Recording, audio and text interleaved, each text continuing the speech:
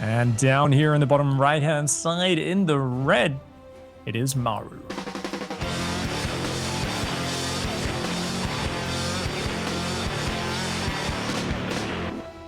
So, Pig, you were talking about just a second ago how, yes, there's all that experience and everything that Maru has, and that even despite that, you know, he's not exactly the strongest match and everything. But the one thing I'll say is that I feel like when you talk about how there's that experience that weighs in, that ability to pull through in situations where even you fall behind in the earlier stage or something, but you manage to pull it back, I feel like that comes into play more and more the deeper it is into the tournament. We're talking about the quarterfinals over here. This is nearing toward the end.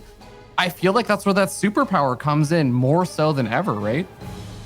Yeah, absolutely. I think definitely the ability to make comebacks. It's already got Maru out of a few sticky situations, and not necessarily series, but individual maps in the past in this tournament.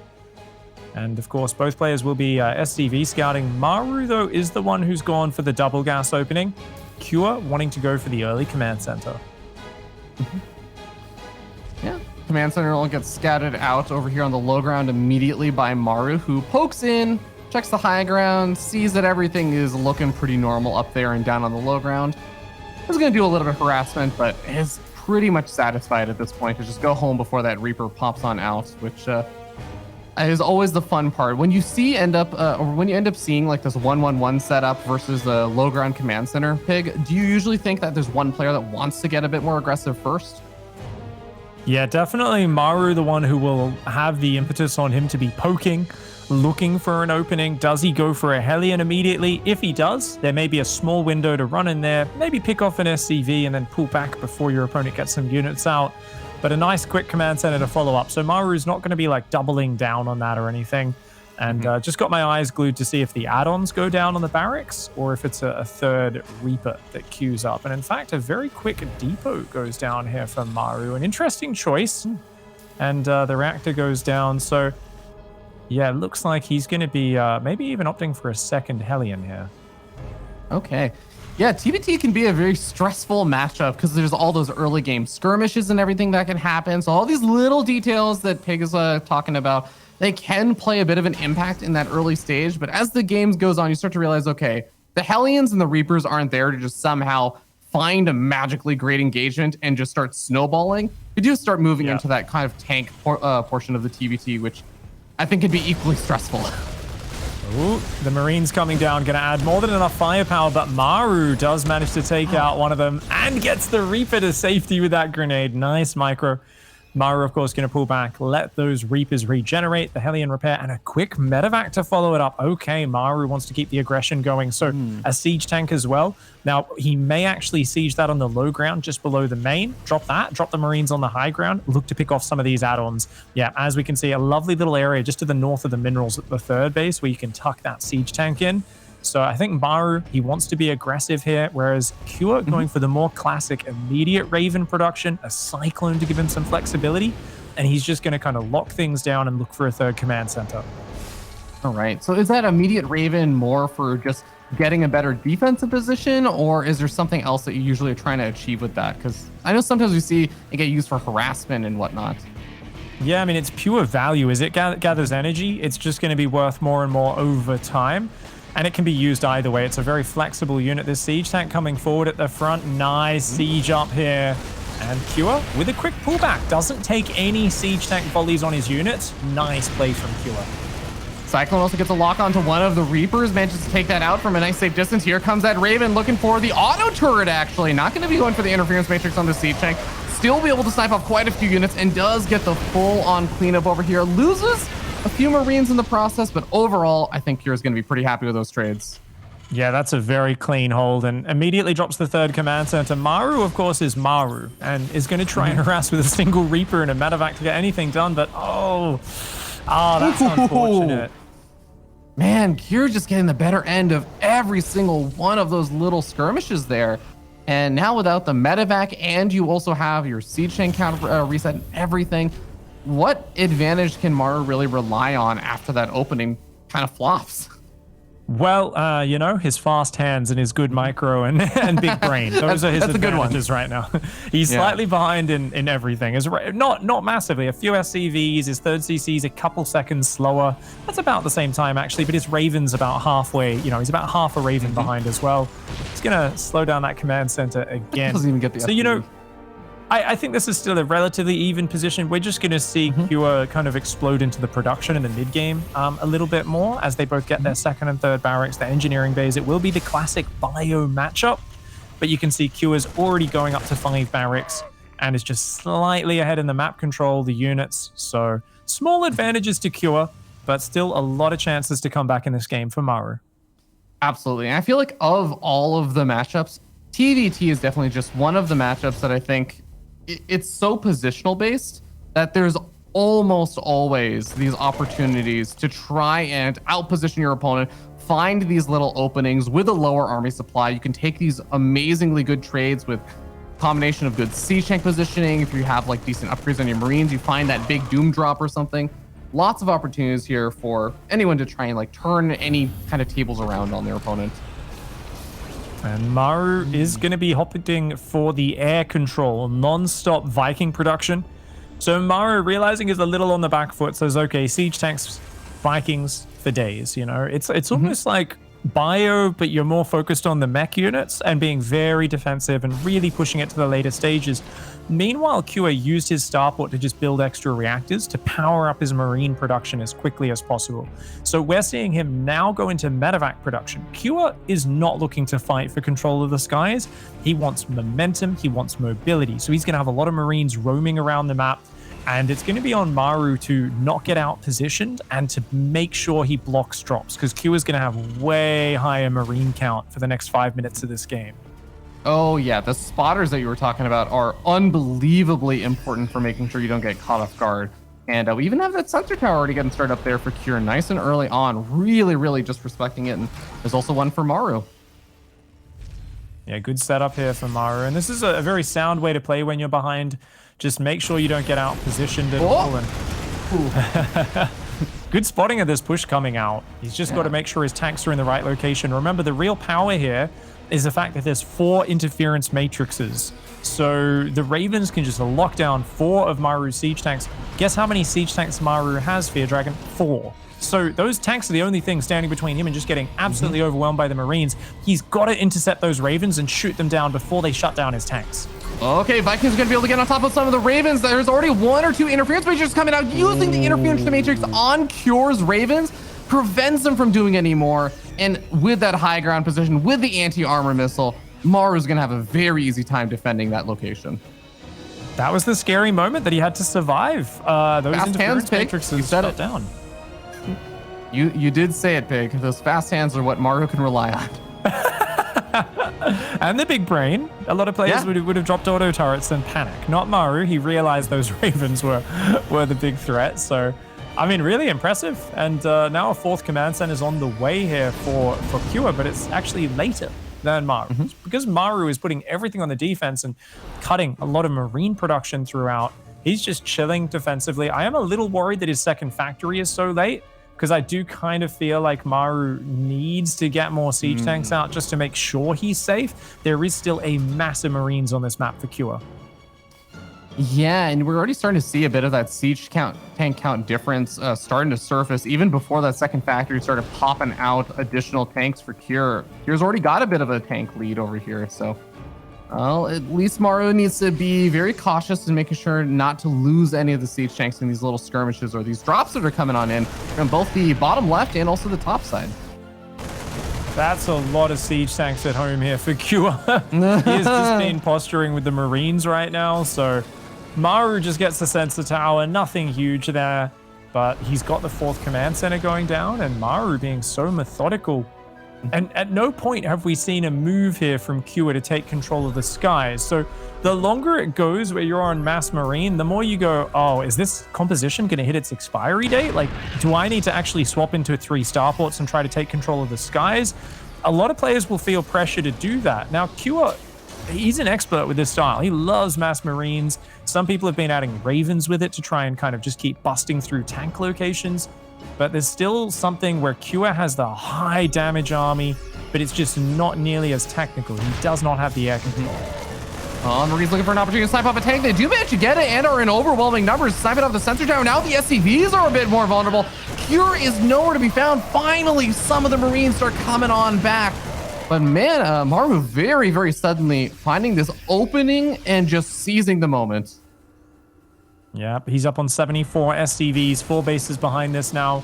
Turrets starting to ring all the locations. I think maybe the back of his natural, that bottom side, is a potential drop location, but honestly, Maru is happy to just chill here. His drop even goes back in on the top side.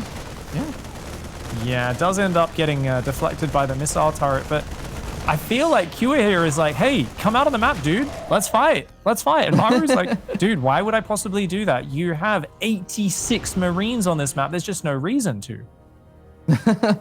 Yeah, and you can see that Cure's looking for something to do, but as he loads up all of the medevacs, Maru actually ends up immediately scouting that location, sees the whole army, and just ends up unloading. Maru's still going to respect the chance that maybe Cure would go for it anyways, sends his Vikings around to that side, but there's no chance of that working.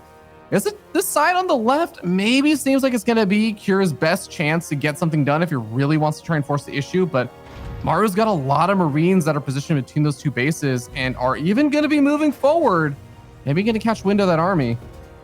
And both sides going into mass starport transitions here. Now, I'm not sure. I don't think there was a fusion core for Maru just yet. So he's actually just going for what looks like, big maneuver here on the left-hand side. Oh, kind of awkward for Cure, kind of going through that choke point on the ramp and losing a lot of those Marines on the retreat there. But now this gets extremely awkward.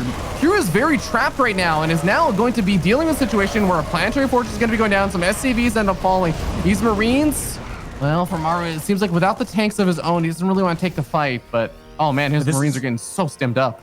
They are, and they will go down, but Maru's had such a bigger income. He doesn't mind. He can take some inefficient trades, and these are not that. He's taking out a base, a bunch of workers. He's hitting the reactors here. Yeah, this is all really nice pickoffs. And hey, you called it, Robbie. He's going to get it. Fusion core goes down. One drop gets out. Maru's got such a bigger economy. You know, Maru's got turrets. He's got sensor towers. He's got all this insurance right now. Cure was sitting on 63 SCVs at max. And his whole game plan at that point has to be about efficiency, right? You've got Maru mining more than you, making a higher tier army. You've got to take efficient fights, and that has not happened so far. Maru has been able to kind of wear him down very nicely. Now, I think the one thing I have to reinforce is that if the Marines ever get in on Maru when he's on siege or on his production, Cure's army just wins. But I don't think Maru, he's taking no chances. He's identifying that, hey, let's just sit here, camp, chill. There is no reason to go out. And Cure, I think, is getting so frustrated that Maru is not giving him opportunities to take fights. Yeah, and Maru's actually going to be able to find a little bit more damage over here. Oh my god, actually killing a lot more SCVs. I was going to say, the new base that Maru's taking, do you feel like that changes things? We already see that Cure's moving down to that south side, and this base, I really feel like, is going to be the one that spreads Maru out. Yeah, definitely taking a 5th on Death Aura. That's the moment where you suddenly get out there. There's no pressure to fight for it just yet, but Maru's going to kind of inch his way towards that base, gets the first tank volley off, and oh my gosh, he's just going to jump on it. I don't think he has enough Marines. He's going to try and commit for a second, but I think after all the siege tanks manage to siege up, he's going to end up backing out. The anti-armor missile is very interesting because it did hit a decent chunk of the Marines, but actually a majority of them that are on the front lines were not hit by it, and the siege tanks are mostly hit by it in the back, so it seems like Maru doesn't really want to commit to that, and Cure's going to get a chance to wait for that anti-armor missile to expire. It still gets very scary, though, because there's just more Ravens being added on over here for Maru, and I don't think that army for Cure really has anything he can do. Well, you know, when you've got the iron bank of Maru behind you, you can afford just about anything. His bank is getting bigger and bigger. He's got the Ravens out. He wants to try to push this away so he can secure a 5th. Oh, he's going to jump on it. Yeah. There's the interference matrix is coming out on those siege tanks. A good chunk of Cure's supply is going to be going down over here. The anti-armor missile acting as a +3 weapons upgrade for Maru's army. Cure tries to go for the backstab, but look at that. The 4 tanks just demolish any army that tries to move itself up that ramp. You know, it's kind of funny in these scenarios, if you do find yourself on that mass marine, it's often the natural, the middle, which ends up being the only undefended area, where, Yeah. you know, it's the far flanks where Maru's got so many tank siege, but I mean, there's no way you're getting through the middle of the map, running up his natural into his main without him spotting you and repositioning some tanks. It's a nightmare situation there for Cure, and Cure was really, you know, it's not a bad way to play, but he was almost playing kind of like what we call it's like a defensive all-in. It's where you build this giant army and you're kind of waiting. And, you know, he was often just waiting just outside of sensor tower vision. He was like, come out on the map, Maru. And he was waiting for the one big moment where he could just close his jaws, jump on Maru's army and take the fight. And Maru's just not giving him that chance. And now Cure finds himself kind of forced to his backup plan of, oh, okay, I've got to go Ravens. I've got to go for Viking control. 4 Vikings versus 12. It's going to take him forever to catch up in this Viking count. And until he actually takes the lead, those Vikings are dead weight. They are worth almost nothing. He's got Ravens, but even those are not very useful units when the opponent has the Vikings. Any pitched battle that happens, you're going to lose all your Ravens. They're the most expensive unit in your arsenal, and that's really rough for you. So Cure, I think, needs to double down on the Viking production, and that's rough for him because he sees Maru already knocking on the front door. He wants to use that air advantage right now. Yeah, and he's already finding a nice little angle over here. That base not fully protected by a lot of siege tanks. They do manage to get in position for some of the Marines back, and Maru is still poaching forward. The Vikings looking for opportunity to hit the Ravens. Anti-armor missile will likely deny Maru's ability to want to go for a fight for a little bit, since all of his Vikings got hit by it as well. But man, these Ravens for Cure are so aggressively far forward. Yeah, he's looking for a moment where he can close the trap, but he actually doesn't have that giant marine count that he used to have. He's still got an advantage, though, and he's going to go for it. Interference matrix is all over Maru's tanks. Is it enough? There's still 2 or 3 tanks in the back. Maru drops a whole bunch of auto turrets, which do tank a whole lot of damage, but oh my lord, that was a beautiful engagement from Cure. He was way outnumbered on the siege tanks, but he will barely clear the ground army. Oh, he's got to get the medevacs out, though. These Vikings just really making Cure pay attacks there.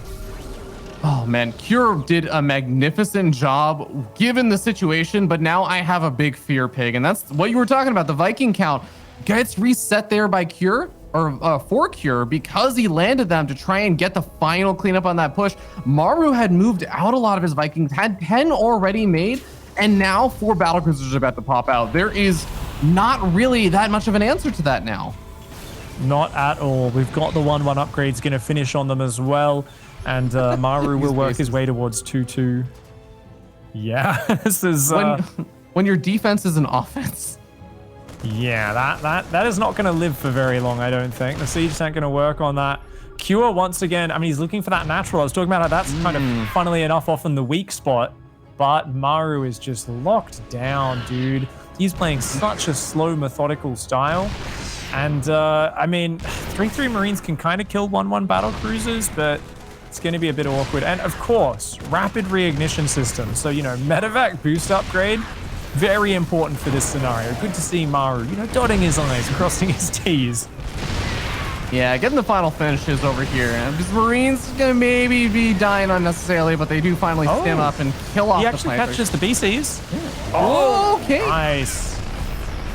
One BC, I think, ends up going down there, and the others are going to be able to teleport out and repair back up, but 3 more on the way. At least Cure knows that he is going to have to worry about this very immediately now. Yeah, BC is some of the densest supply you can get in the game. 700 resources per battle cruiser. It's the same as 14 Marines. It is an entire squad to itself, an entire double drop to itself. Each one that goes down, very expensive. We're seeing the positioning here. The tanks on the left there, though, gonna get some big volleys off. I don't think... Oh, nice interference matrices, though. He's gonna take those siege tanks out. Cure here, he's found an angle to get in onto the soft underbelly. Is this gonna be enough? Maru, his siege tanks are so slow, they can't really deal with this when he's caught out of position. And not only that, but it just seems like when you have this big air army, you are so susceptible to having your entire army clumped up for the anti-armor missiles. The Marines you were talking about, you know, with +3 weapons, they can take on this air army. Well, hey, how about +3 weapons and an anti-armor missile? Those battle cruisers will actually just start getting holes ripped through them, and they'll fall straight out of the sky pretty quickly, but yeah, still poaching around looking for a fight. Nothing like spray painting your opponent's army orange all day here. It's anti-armor missiles for days, both sides. But the tank siege is there for Maru. Kua cannot fight here. His interference matrix is way too late, and he just gets absolutely cleansed from this battlefield. He cannot stand. He actually takes out a few of Maru's ravens. Like, that's really cool micro in the face of a terrible situation, but he still loses his entire army and just gets wiped off the left-hand side of the map. Yeah, it's a very siege tank heavy army right now for Maru, with the addition of a few of those battle cruisers that are still going to be popping on out. Battle cruiser count now up to 6 again. I do wonder, does Cure, with such ridiculous marine production right now, have the ability to bounce back, to get up the units he needs to actually continue either putting on the aggression like this or just defending back at home? Because again, like the Marines, yes, obviously you want to have them get good trades, but hey, I mean, they're definitely more efficient trades than losing battle cruisers. Yeah, absolutely. This is still looking so good for Maru, though. The sensor tower is spreading across the map. The tanks leapfrogging forwards, and this Marine Raven style, you know, I've seen it used to great effect, but I feel like Maru has identified that this style is so momentum-based, and that if he just doesn't open up enough opportunities, each time he's just progressing slowly, it's too much. Kua cannot handle it. GG, and Maru is going to be able to take that game after a really, really stellar start of the Terran versus Terran that we were kind of hoping for, I would say. Yeah, back and forth action all the way. Kua takes an early lead, but I think this is a big confidence booster for Maru, showing that he can actually kind of grind his way back into the game. And really, it felt like, as I said, Kua wasn't progressing to the late game and didn't want to progress to the late game. Even when he beat Innovation last season, there was a lot of one base all-ins, you know, big, crazy, wild attacks. Kua is a tempo player. He's a micro-based player. And he has that momentum, which has given him a lot of success, especially in the online scene. Maru, known for those same characteristics, but on the flip side, he can just shift gears entirely and play mega late game. He's like just the most slow, methodical, mass expanding player. And the fact that he has that flexibility, it really paid off for him here in game 1. And I love the way that you describe that also, because I feel like when you're the player that is extremely aggressive, that can oftentimes lead to some really, really awesome results. And it can build that momentum like you were talking about, because, you know, you're shutting down your opponent's opportunities to do what they would want to do by hitting them first, by drawing them apart in a lot of different sides. But the flip side of that is when things don't work out well, not just in the sense that, oh, like the game starts falling a little bit out of favor for you, the momentum backfires, right? And it's so difficult as Maru to be that safe, defensive, pulled back player and defend perfectly against all of the little forms of harassment coming at you. But I mean, when you can do it, it pays huge dividends. Massive, and it's a frustrating game 1 there for Kua. I've played this sort of game. Often it's a good way to play in a tournament. You don't usually play someone who sits there that long defensively, that patiently. But, you know, it didn't work out there. It worked out for the defender. The attacker just could not find purchase anywhere on the map. And this man up here, I mean, flexibility is ultimately what you need to be a StarCraft champion. And he's done that many times over. In the top right, in the red, representing Jin Air Green Wings, it is Maru.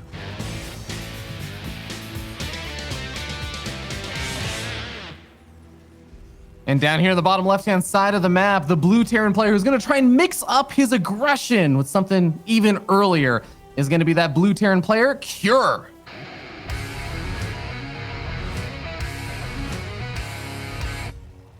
Tar Rift, fitting for his team, Dragon Phoenix Gaming. And this is going to be a pretty metal opening over here with the proxy racks coming out on the other side of the map. What is this looking like with the double gas being taken for Cure, Pig? So this is interesting. I mean, he's going to be going just for a single barracks opening. So I think this is like maybe a third Reaper will come out, but it's only 1 barracks. I imagine he just builds a factory at home and plays a rather normal build. This looks like something that wants to scare Maru, wants to potentially snipe an SCV building a command center on the low ground when he comes in with his own SCV and Reaper.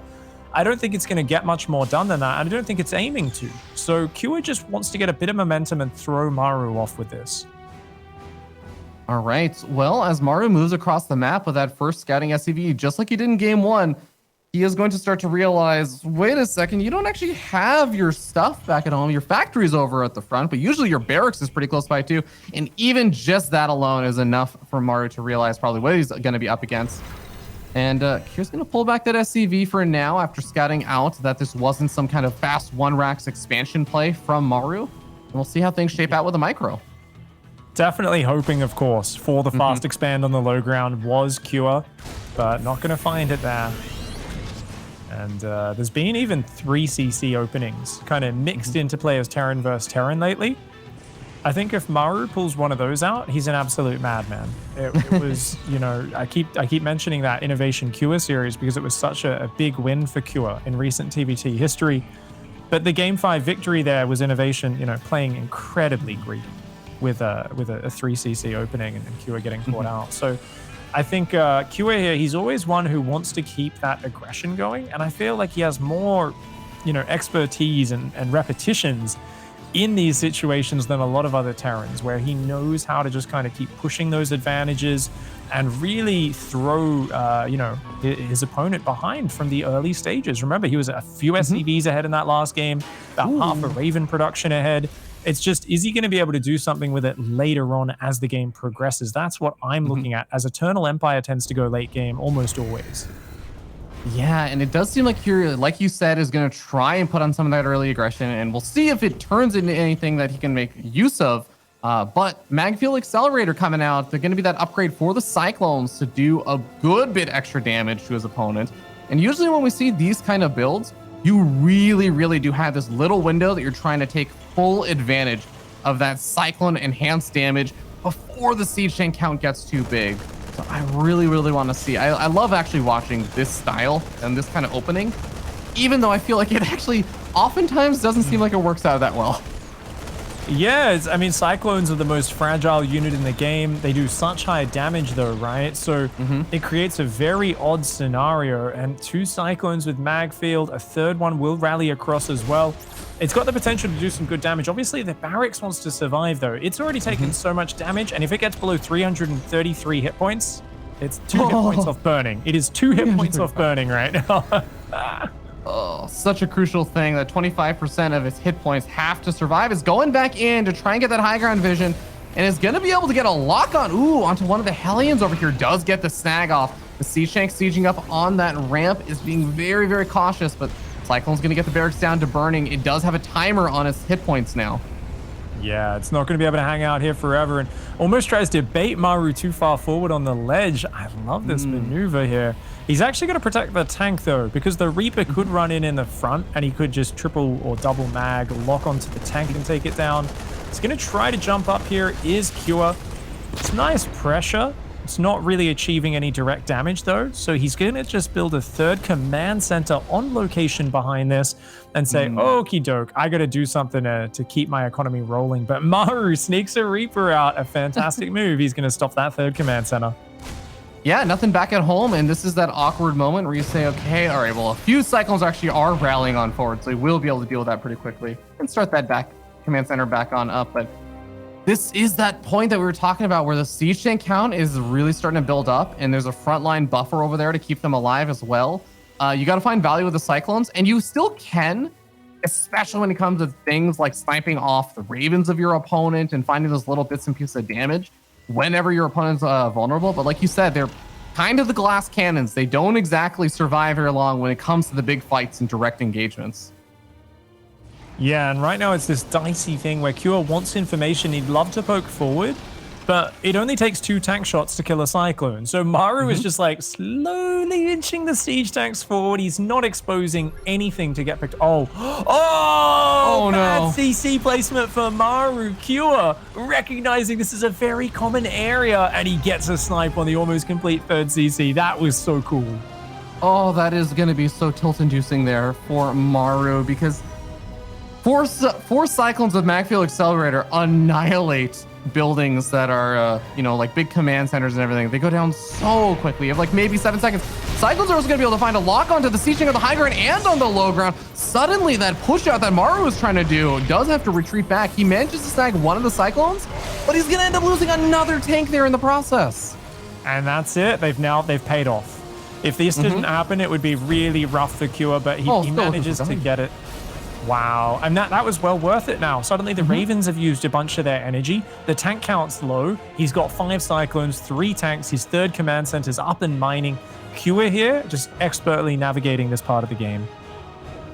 Absolutely fantastic play so far with Cure with that Cyclone opening now. Liberator Harass is going to be coming on, and there's a quick pull over there from Cure, so Maru's not going to be able to find immediate damage here.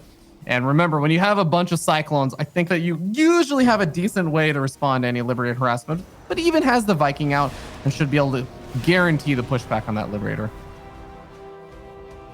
This is going to be, of course, the mech versus mech match. A very quick 4th command center going up for Maru, funnily enough. So he's actually going to really, once again, just knuckle down and say, I'm behind against Cure again. I lost my 3rd command center. All right, you know what? Let's play mega late game. Let's just kind of macro up, turtle up. And I actually expect to just see much more of a tank focus throughout this game from Maru. While, Cure went for the Cyclones early, I'm very happy he swapped off them, because if you're massing Cyclones and your opponent just kind of sits there with siege tanks, you're not going to get through that. The Cyclones are great at engaging them whenever the tanks try to push you, but actually breaking a defensive tank position, almost impossible. Yeah, I mean, the only reason why he was even able to get the damage done earlier was because there was the move out and the siege tanks that were back at home. One of them was unsieged. So it was like that very slim, like 4 to 5 second window that Cure pounced on and was able to get damage. Normally, Cyclones cannot do that kind of stuff. Yeah, you ever see 10, 20 Cyclones run into like 6 tanks? It's like, oh my gosh, the Cyclones just disappear. It's actually crazy. They're so fragile. But, I really love the play from both players. 1-1 is on the way. We've got the factory count exploding. The 4th command center building on location here for Cure. And this Liberator, Maru, so patient, finds his way in eventually. Yeah, he's going to be able to snag maybe 2 or 3 SCVs over here and deny some mining time, which is going to be kind of annoying here for Cure. The Cure's already got that 4th base landed and or established over at that other location. It's just kind of being built right now. Maru's going to be doing the same thing on the north side. And yeah, you were kind of talking about this, Pig. Eternal Empire, a map that usually leads into macro. Yeah, only gets 1 SCV for 2 Vikings there. Not a great little bit of harassment from Cure.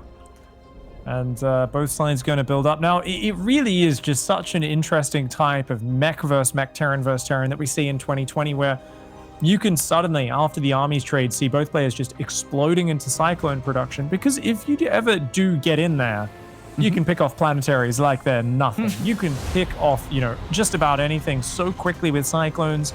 But it can lead to these interesting battles where it's a lot about concave management to see who can get the lock-ons first with their Cyclones, right? Who can get more lock-ons happening at once.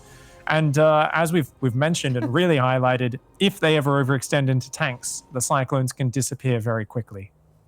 Yeah, but Pig, as we see the move out over here from Cure, and there's a few Marines over here on the left-hand side for Maru, sure. That Cyclone count is pretty gosh darn high, and if they do find that opportunity, like you were saying, where they're not just getting wailed away at immediately by the siege tanks, if Cure finds that opening, things spiral out of control really fast. So he's in mass Cyclone production right now, so he's really looking for that as well. He wants to find the opening, but once again, Maru lockdown defensive. I'm waiting for Cure to prove he has what it takes to break one of these positions. So far, he has not shown his ability to do that against Bio with his own Bio. Can he do it with Mech here? Well, I think with Ravens, with Viking advantage there, I really don't think Cure has too many opportunities to do much here.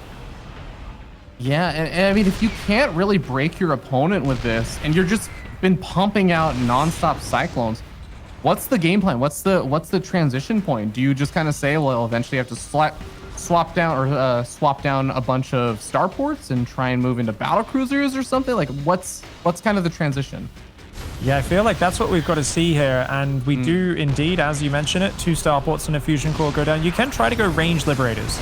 Especially if these Ravens or Vikings ever get picked off, he wants to take them out so badly because they're such a good unit for defending the libs.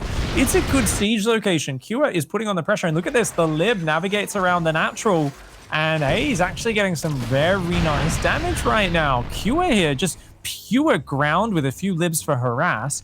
And if he can just keep doing this, it can work out nicely. But Maru sends all his Cyclones and Hellions across, and it's Command Center sniping time, Fear Dragon. Completely undefended Command Center. When this many Cyclones lock on, Command Center is going to burn down very, very quickly. Now we do have the rest of the army here for Cure trying to get back into position. He's actually a little bit supply blocked as well from losing that Command Center. Might end up losing a little bit more over here, but he's snagging a bunch of these units on the retreat. A lot of those units do go down for Maru. He picks off 17 SCVs though, so Cure does take an economic hit. But look at that, Cyclone's pushing it on the right at the same time. He realizes there's not a lot of support here. Nice auto turrets will save those siege tanks. Yeah, when Hellions start threatening siege tanks, it's a very strange situation. But yeah, there's just no other backup. The Ravens being able to save them, like you were saying, definitely a nice use of the energy to just keep that position alive. But the Command Center has just not been able to mine for quite a bit of time now. So Maru starting to lose out a bit economically there. Q are much more willing to rebuild the economy and keep building it this time. He's got a massive army, 26 Cyclones right now. There's only 2 tanks covering that north-hand side, and the Cyclones and Hellions coming forward there. Oh, this is the tough part, right? Because if it's not just this top base that you lose here now, you lose the mining on the south base. This is so important because that was his 4th and his 5th base. He doesn't have a lot of resources left over, the 13-minute mark on his natural and his main base. And Cure once again wants to go Ravens with his starport transition. This is very cool to see. He really seems to just have a lot of faith in this style. Oh, a nice slip siege up here from Maru. Gets a bunch of Cyclones and 2 siege tanks for a Liberator. A very nice trade. That was some magnificent positioning there. Just at the absolute limit where that Liberator could be to still be covered by the siege tanks. So it's going to be a well-warranted cleanup there for Maru. Can finally reestablish both of those bases now since he kept the command centers alive and push Cure back a little bit. But Cure's coming out with another big round 2 army. Now you thought I was running away? No, goodbye command center. Cure just darts back in. Can he get it? No. Okay, he locks onto a lot of the army, not really the buildings. We end up seeing the siege tanks starting to pull their weight in. And the Cyclones are going to have to back off. Man, I really agree with you, though, Pick. I feel like that was an opportunity for Cure to get the lock onto the command center and snipe it off.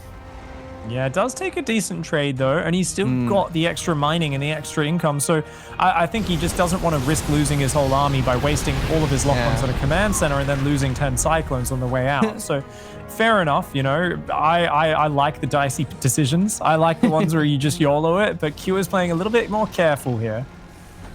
Yeah, no, I'm definitely with you, and that's definitely going to be the more consistent play for sure.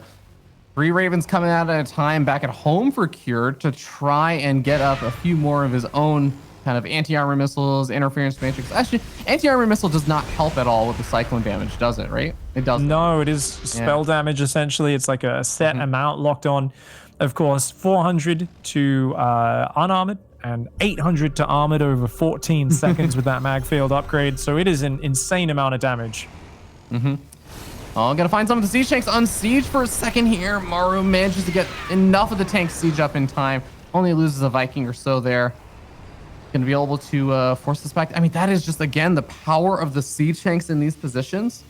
Is that if you even have them sieged up, even in slightly lower numbers, even if you're outnumbered against your opponent, you can just kind of say, no, you're not allowed to take efficient trades here if you push in. Well, oh, Maru here does get a siege up, but loses one tank and a couple other units, but denies the base. And I really love the way Maru is shepherding this mass Cyclone army back across the map. Cure, you can see, keeps trying to come forward whenever he unsieges, but whenever those tanks get a volley off, it can go very nicely. Interference Matrix has come forward, but he's going to lose his Ravens for it. A much better fight there for Maru.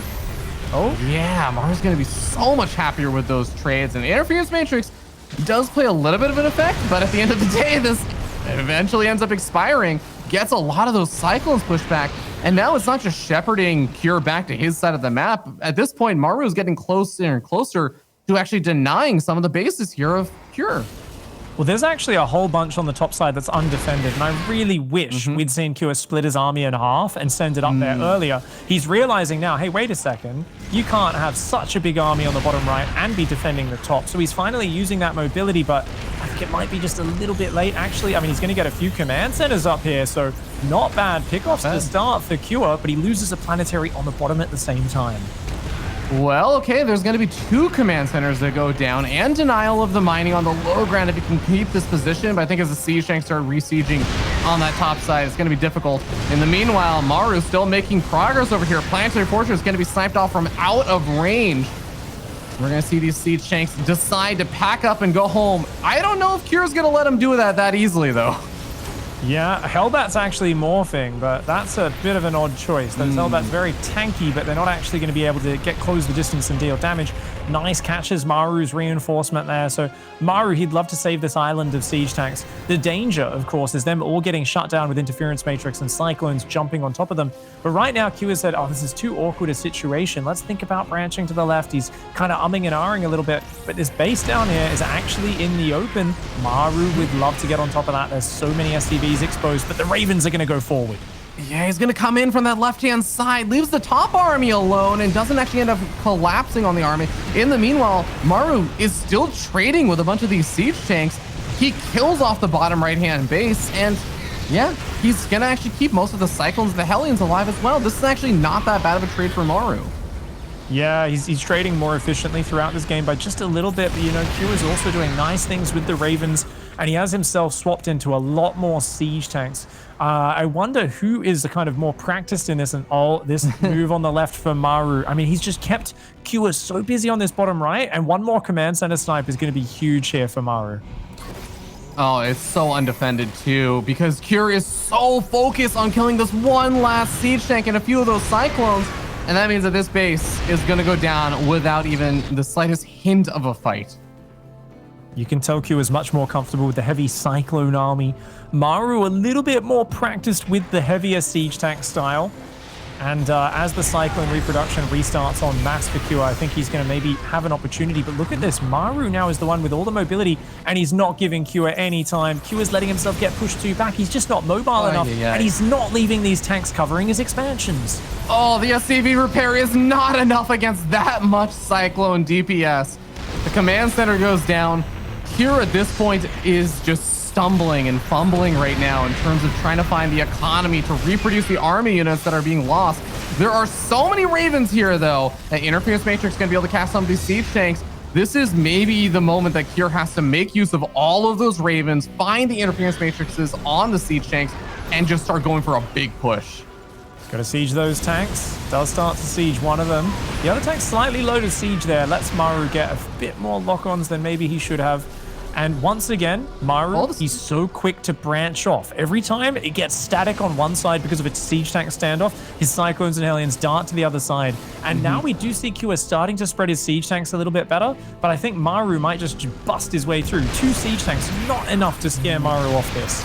I do wonder if moving all of these Cyclones over here, it's definitely going to get a lot of damage, and, you know, it's going to actually pull Q all the way back. I was wondering, you know, I feel like the Cyclones are the thing that protect the siege tanks. Maybe that's the opportunity for the Ravens to go for the big interference matrices, kill off everything, and just almost turn it into a bit of a trade there, but Well, Maru here still being a bit of a bully on the map, and he does take out a bunch of the Ravens there with some good lock-ons, loses a few Cyclones for his trouble though. The tanks are now covering that expansion, and remember that Q is right-hand side, he never reinforced those tanks. It's that low ground 5th rich gas base, it's still exposed, and Maru wants it. Maru's like, dude, I know you're not going to be replacing that. You want to be the aggressor. Q wants to be pushing the top left, but we're going to see a little bit of a base exchange here as the top base of Maru goes down at the same time as he snipes the base of Q. Yeah, but Kier's going to have to kill a few more bases here to even things up in terms of the number of command centers out on the map, as Kier's even flooded over his natural command center over to try and start mining with. But the siege tank position is going to be difficult to break. Maru is still just pushing on forward. And again, it's just an orbital command from the natural. It's going to go down. Yeah, and he's losing so many of those command centers, as you pointed out. Now, there's still 10 Ravens in the skies, though, and that definitely can lead to some insane value. Maru ends up cleaning that army down there. Q, though, he did have more command centers for longer earlier. He has started to take these efficient trades with the Ravens where he's picking off these units. He's wiped out mining on this side. He's still got a base mining on the bottom. Now, Maru, he's got that one base on the bottom right. It is his last effectively mining base, and he comes in here. If he can snipe the base in the bottom center, the 6 o'clock for Q, It's basically Q's last base. Meanwhile, this one over at about 3 o'clock for Maru is his last base. Either of them lose another command center and their economy just goes to pretty much nothing. Yeah, it's actually a literal 3 orbital commands left over here for Kier, and he cannot afford to lose any more of those. No planetary fortresses or anything going to be backing him up. Maru's in position to defend that fresh base that he's got 44 workers on. And he's got to defend that high ground. He sieges up a little bit late, but he's on the ramp. Oh, Kier, he goes for the interference matrices. Is it going to be enough to bust through? He had the army supply lead, and he is making his way through interference matrix about to expire. But I think the brunt of the front line has been taken out, and Kier is going to be able to push through. He's going to be able to probably snipe off this orbital command and finally get some counter damage done. My jaw just dropped. What? How? Who is possibly brave enough to push up that ramp? Pure, that's who. Wow. I mean, he had the army advantage. He had so much Raven energy. He interference matrix just about everything. Spammed auto toss. you were commentating. I was literally just staring at my screen with my jaw wide open. I was like, who goes up a ramp like that? Like, that's such a crazy angle. But he knew, I've got the army advantage. If I take this base out, Maru's out of the game. And Q there uses the Ravens really well. There was a few moments where it looked like Maru was getting back into it with that Cyclone maneuvering, kind of bouncing between both sides. But in the end, it does get tied up. And man, what an action-packed TVT series this is.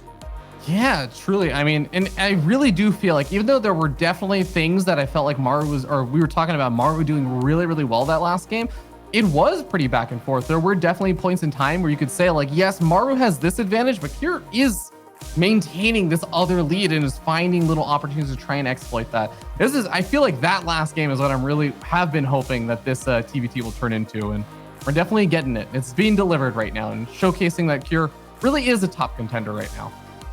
Indeed, absolutely one of the best in this matchup, especially. And I kind of hope we see some more bio versus bio or bio versus mech. Yeah. As those Cyclone battles are very odd and specific. That being said, the next map is going to be Ice and Chrome. If it was going to happen anywhere, I think Ice and Chrome and Eternal Empire are both the maps where I would not be surprised to see giant packs of Cyclones just running across the map.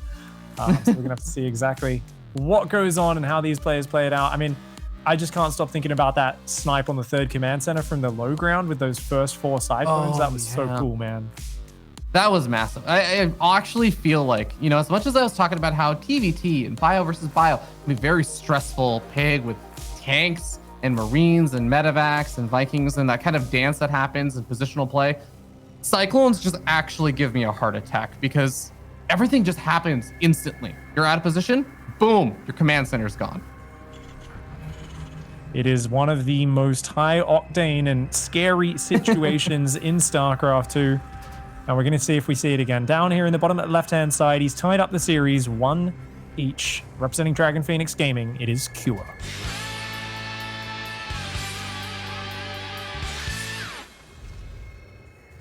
And up here in the top right-hand side of the map, the red Terran player from Jin Air Green Wings. He is Maru.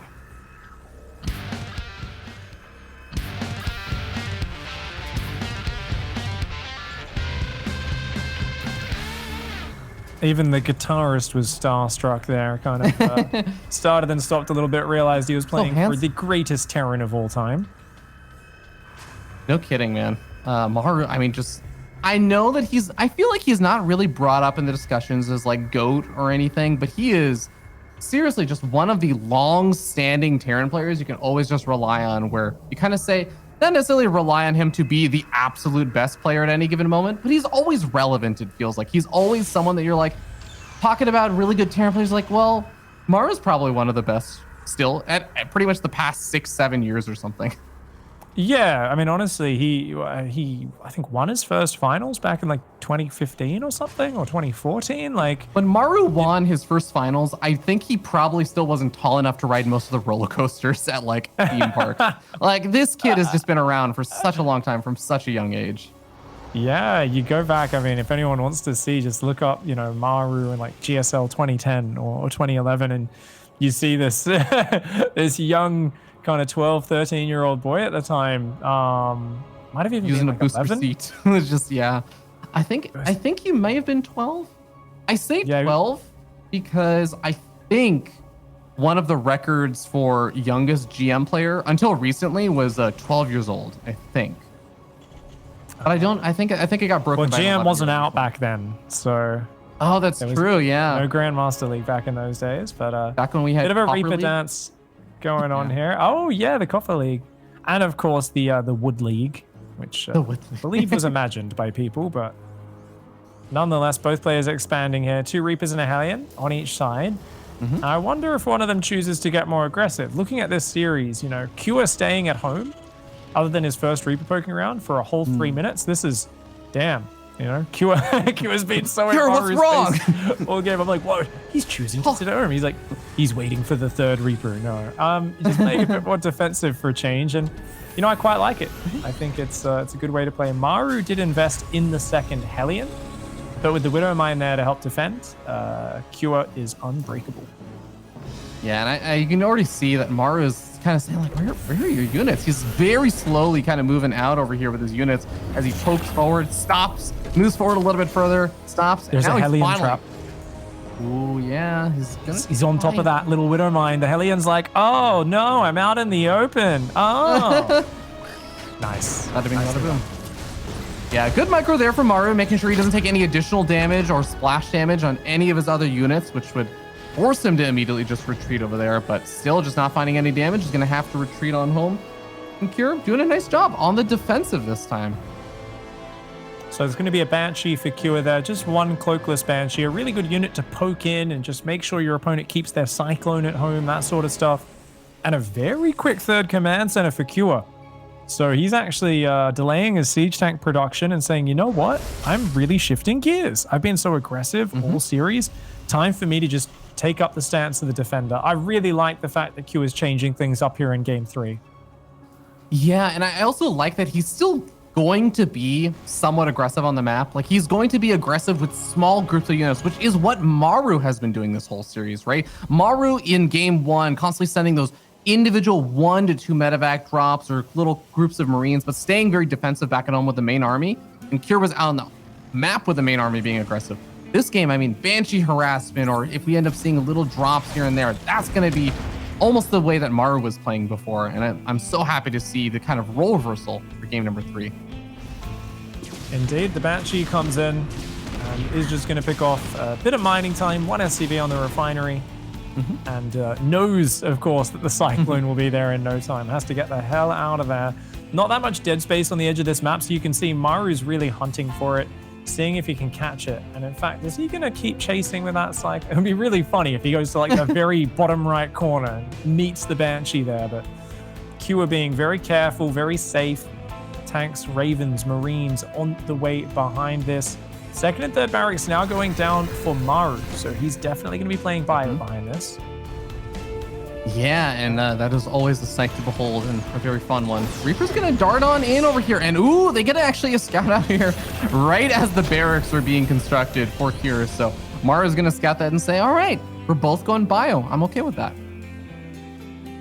Part of me that loves just weirdness wanted to see those barracks get cancelled once the Reaper died and just 2 factories go down. Q was like, yeah, trick job, playing mech. Only a man who casts Florencio all the time would really be the person who wishes for that stuff. It's not about efficiency, it's about confusing your opponent for your dragon. Come on. About sending a message. Yeah.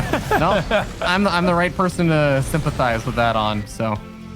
Well, Reapers do manage to still get 2 kills, and they're actually going to buy a little bit of space for the Banshee to try and get some damage done, but as the Cyclone lock-ons come out alongside the Interference Matrix, that is going to be a hard shutdown. It's worth noting, even though I don't think this is going to be the immediate push out here from Cure or anything, that a bit of that Raven energy does get used there. So if there was some kind of aggressive push out, Cure might be able to take advantage of the lack of, or the fewer numbers of Interference Matrix available. Yeah, not that much has happened this game, but up 7 SCVs is Cure. That's awesome. That shows just, you know, the power of this powering into the 3rd command center. He's played completely unafraid here. And this is what you can do. If you're the guy who's been attacking all series long, I mean, look at Maru. He's been sitting in his corner of the map. He's sending Marine spotters everywhere. He's like, okay, what you got next? What you got next, boy? And Maru, he doesn't necessarily realize just how hard Cure is pushing his economy. Cure has landed the 3rd command center immediately on finishing it, and he's exploding into that production. At the moment, Maru does have the Viking advantage, just slightly. He's like just barely ahead in the Viking production by 1 round. And if he keeps that up, which it looks like he will, because Q is actually swapping into Medivacs. So echoes of game 1 here, Fear Dragon. It's going to be Medivacs, lots of Marines for Q. And Maru, I think he's going to look to maintain that air superiority. And we've got to keep our eyes on the Vikings and Ravens, because if they keep trading, the Vikings and Ravens never actually fall. It's going to be exactly like that Death Aura game where you're like, oh, Maru's 5,000 resources ahead and the unit's lost. Oh, Maru's 10,000 resources. Like, he'll just keep knocking the air units out of the sky every engagement. So I think this is not a bad situation for Cure, but he's got to do a lot more than he achieved on Death Aura. Yeah, absolutely. And especially when it gets into these kind of bio versus bio games, sometimes if you just start to lose that Viking control, even if there isn't like a battle cruiser's transition setup, those liberators can really start just pushing your opponent back and puts you in an awkward spot. Beautiful spotting over here by Maru. Has a Marine over here and even another Marine that was going to catch the Medivacs even further back. So it's going to be able to force the unload over here and get in position to defend. Yep. Turns out everyone chose that those 2 Marines as their drop spot. All their shoots and jumped right on top of them. But Maru, once again, sensor towers, turrets, defensive layout, and he's going to branch out with just small commitment to drops. Now, Cure is going to a much bigger economy than he did in that game 1. That was one of his pitfalls on Death Aura. He was sitting on 63 SCVs for about 10 minutes waiting for Maru to move out. Maru never moved out, took a series of small, efficient trades with counterattacks and harassment. And suddenly, he was just way ahead. So this time around, we've got quicker command centers and expansions. Q is happy to take the kind of back foot a little bit, and he's got Vikings in position. Nice intercept on these Medivacs. The Marines are going to try and gun down one of the Vikings. They're going to actually be able to get it. And remember, it may not seem like a big deal, but every one of those Vikings is going to be kind of important. Oh, because Q, don't go in there. Oh boy. All of the Vikings and the missile turrets. Oh, he's like, okay, we need every Marine in. No. Need everything to die here. Oh, Maru didn't notice in time, so he doesn't jump on it quite as quickly. Oh, no. Get out, Q. Whoa, my lord. He's like, maybe I can unload in time. Almost had a heart attack. I mean, it's not me being Q biased or anything. It's just me not wanting to see 4 full Medivacs go down. That's just painful, but... How to end a game anticlimactically. Yeah. Exactly. You're like, oh, that was, but I love Maru's spot once again, and I just think whoever can escalate the starports earlier will continue that lead, and it looks like it's Maru who's getting his 2nd and 3rd starport. I think as long as he maintains the air control, gets up into those battle cruisers again, he showed he knows how to play that style. I guess the one weakness here is you do get spread out, right? Once you get to your 5th bases, they're very far on the edges of the... Oh my God, again? No. The Marine. The one Marine that was left out of the Medivacs actually acts as a spotter and sees the Viking, because that Marine may have just saved all of those Medivacs. Yeah, that's the spotter. He's the hero of that scouting Marine. And I mean, Maru is looking for a big drop as well. Both players wanting to not commit with their tanks and their slow units, but just looking for the sharp, sudden backstab that could get the big damage done. And both of them deflecting it. This truly is a mirror match right now with just a slight lead on the starports initially for Maru, but now there is 4 starports first, 3 for Cure. His 3-3's a little bit behind, but I don't know. I kind of just think this is whoever's more patient is probably going to be more effective as this game goes on. And Cure does have a base on the top that's a little exposed. Yeah, I also want to mention, as we end up seeing the drops coming down the north side, able to, like you said, finding a bunch of these siege tanks. I mean, this is some great damage over here by Cure. Is even going to be able to snipe off a couple of the Vikings that go too far forward. This is really, really nice damage for Cure. Yeah, he doesn't get the command center, but he doesn't need it either. The Marines come into flank, realize they're outnumbered for Maru and have to pull back. And now Cure is like, okay, let's go. You know, we've forced a reaction. This southern side for Maru only has 4 tanks on it. They can get interference matrix very easily, but Cure, you madman. Are you going to go for the 4 medevac drop again into the missile turrets? Oh my God. One medevac goes down. He loses about 11 Marines in the medevacs, but he still gets a significant amount out. If he clicks on those engineering bays, that'd be huge. Interference matrix is on the right. Maru's not here in time to defend, and that planetary gets sieged up. Nice moves from Cure, and he takes out the +3 attack. Denied upgrade in the top of the main. Kicks out a bunch of these SCVs as well. A lovely move here from Cure. Oh, that's just beautiful trades for Cure. Not only sniping off the command center, not only sniping off the +3 weapons, but even the Marines in the main base were actually trading effectively because they just had a sick concave on a choked up army in the mineral line. Now it does get a little bit more difficult because remember that Viking count lead still exists there for Maru.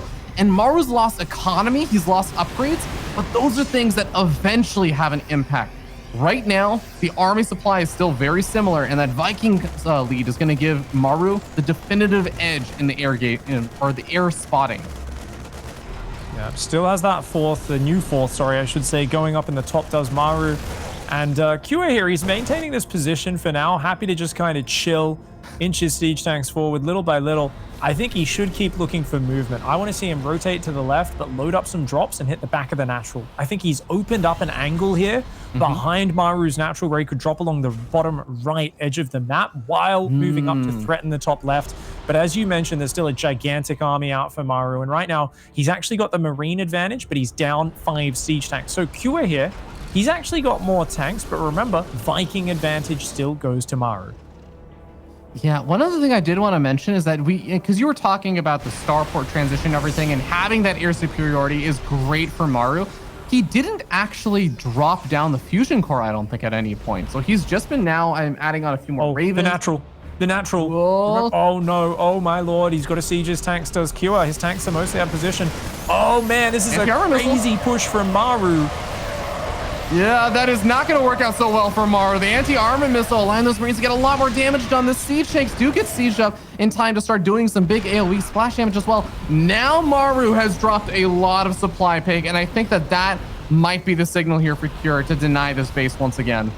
Yeah, that was a bit of a YOLO there, and it almost worked. I think if he got in a few seconds earlier, maybe he gets up there and finds the opening. That is the most dangerous area, right? If you get in there on the production, but Maru loses a lot of his units. Now, he does have the Viking Raven advantage, so he can kind of just move his siege tanks forward slowly. Can start to push Cure back. He hasn't lost the game by any means. He's rebuilding his tank count, but I feel like the scary thing is the Ravens, right? Those 5, now 7 Ravens actually for Cure. If he finds a location where you've only got 2 or 3 tanks, he interference matrixes them, he will bust.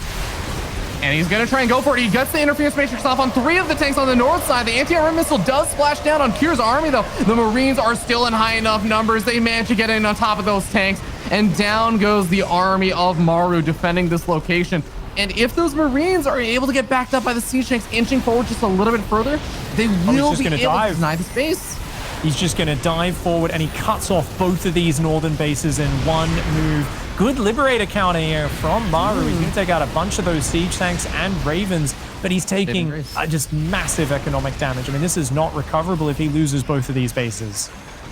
Yeah, Liberators are going to get a snipe off on one more of these tanks, but like you said, this is just such an economic disparity right now. Cure has taken the top left and also the bottom right-hand side, and he's denying one of the most important bases here for Maru. You know what? He keeps the top base alive. Cure wasn't able to get enough Marines up to take out the planetary, nor get siege tanks in range of it. If he could just have slid even 2 tanks up in range of that planetary, he could put on a lot of pressure. But now those Liberators, they're starting to pay off in a big way. There is indeed no advanced ballistics, as you pointed out earlier, no fusion core Fear Dragon. And Cure, he's still looking for this, but just shout outs to Maru's defensive willpower. He's just kind of rotating, defending, sieging up. And as much as it keeps looking like Maru's about to crumble and fall, at the same time, I mean, it's dead even in supply. It's only a 4-worker lead. Maru's still up on 5 bases. If Cure takes one more over-eager engagement into the sieged up tanks, if he doesn't land those really nice interference matrices, he can get jumped on. Oh, absolutely. And I mean, it's not like he has a big bank behind it either. And now, going to be losing a few more of these tanks and Marines on the retreat. The anti-armor missile going to be causing some pain and suffering here. An anti-armor missile in response comes out here for Cure, and that is going to get Maru to back off for a second, but he is out for blood right now. I'm just not sure that this is going to be the venue for it.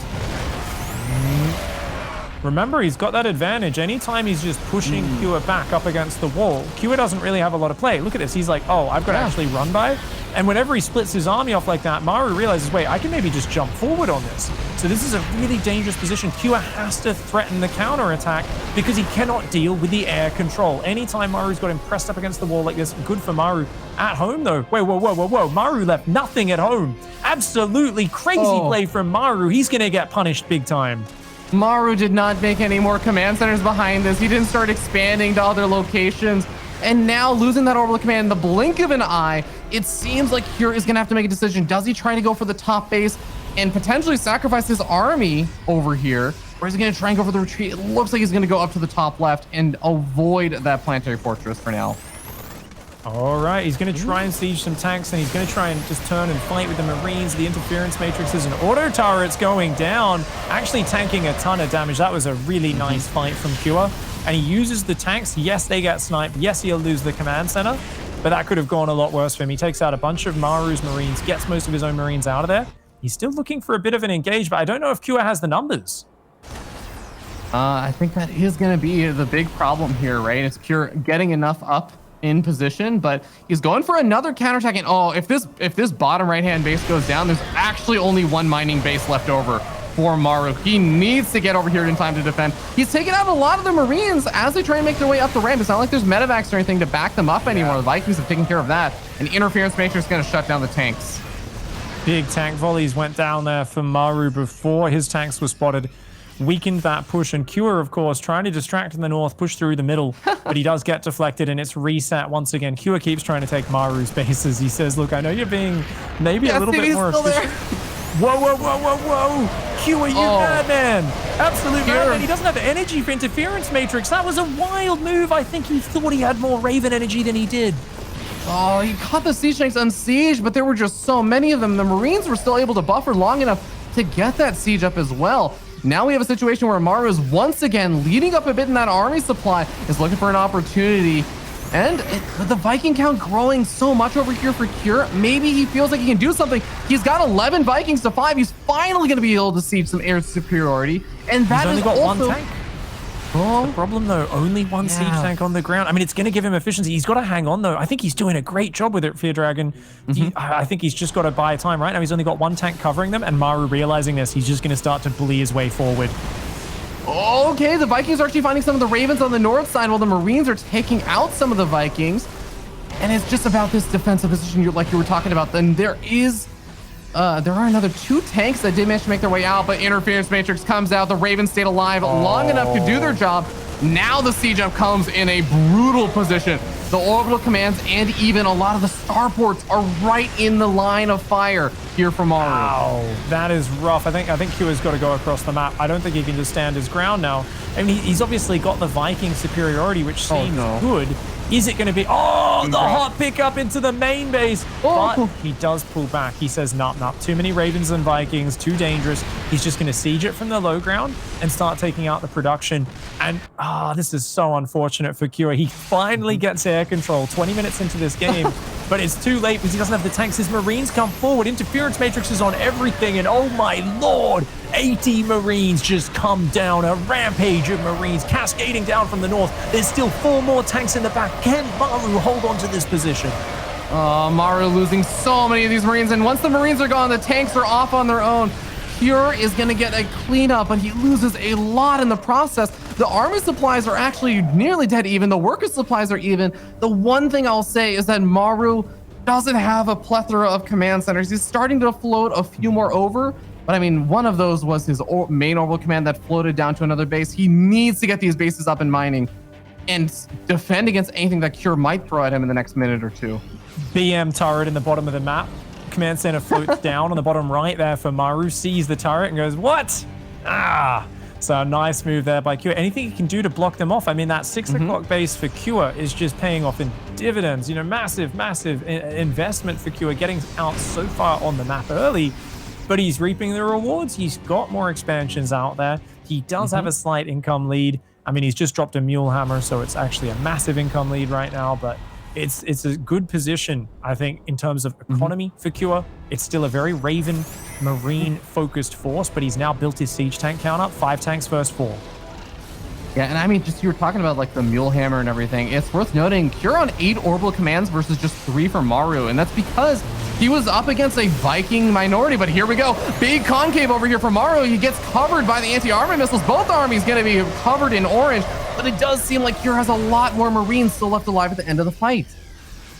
But lovely engage. I love that he kind of moved forward, used interference matrix, sieged his tanks a little forward, but didn't force the issue. He just pulled back with the Marines and said, I'm just using this to force an engagement with my siege tanks landing volleys on your Marines. And Cure, he really wants to push it through here. He's got the Marine advantage. This one, a little bit of a sloppier engagement, but the moment he crashes through the tanks, it all pays off. And damn, Cure taking the lead 2-1. Wow, really, really well done with that epic TVT for game number 3. We're going to be going to a short break before we go into game number 4. Don't go anywhere. You are watching the round of 8 of the DreamHack Masters.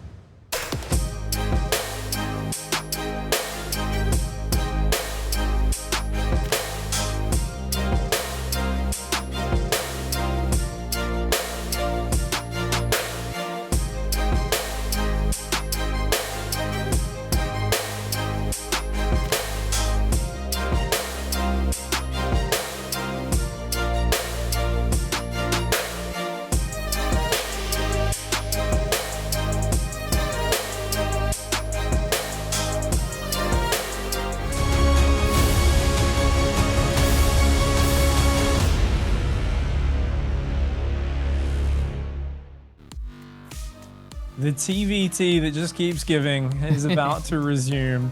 It's already been 3 games. It feels like a best of 9 has already been played, honestly. The games are long, they're hard fought, they're back and forth, and we are about to go into map number 4.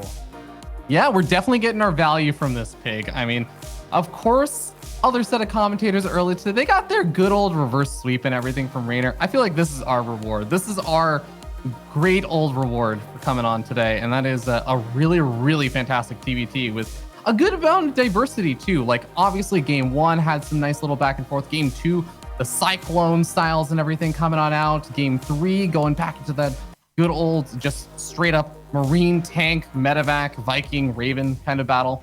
I want to see what brings us onto game number 4. Here on Pillars of Gold, we're going to be starting up at the top right-hand side of the map, top of the blue Terran player. He is Cure.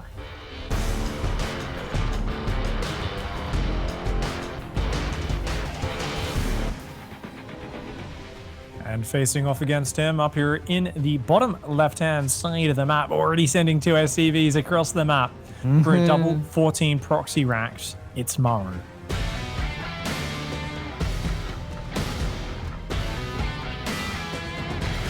It's going to be very quick Reapers. This is a Reaper rush designed to do big damage. And this got shut down when he was facing Special. Special scouted really early. Saw it just before his command center went down that there was nothing at home and quickly threw some bunkers up. But Cure has not sent an SCV out yet. So any scout, there we go. He's going to send it out now. And I wonder if he's going to check for proxies. We'll have to, of course, keep our eyes on him. He was checking for proxies in all the previous games. And yeah, he's going to do the same.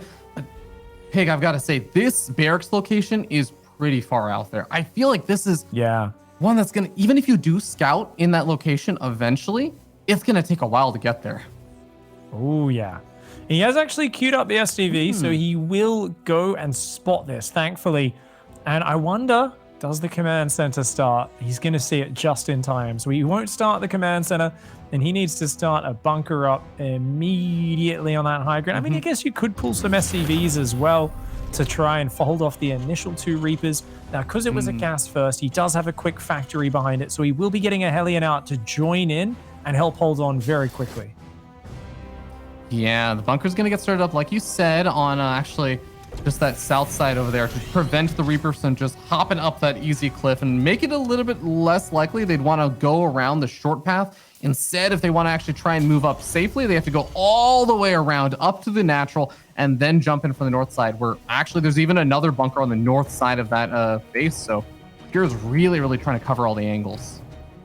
Maru's going to go around. Of course, he knows that SCV spotted this, so he's going to try and go around the top left. But look at that building placement, already walling off the very edge of the jump-in point.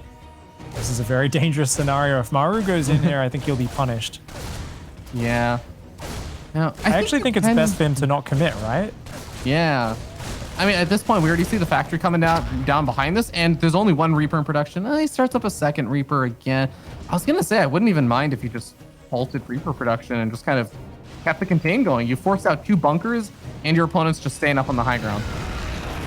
Well, he's already sold a bunker, so yeah, you can actually keep building Reapers, and you can also at the same time still get your command center, you get your Cyclone started or your Hellion behind this, and then you can wait for like 6 or 8 Reapers and be like, haha, you weren't expecting me to keep building these, were you? But, you know, I don't really think that would work against Cure, but, you know, there's this point where Cure, he hasn't started the reactor yet. He has started the tech lab on the factory, but a lot of people will be like, man, I need my reactor. Oh, I need my tech labs. I need my command center. I need my Raven.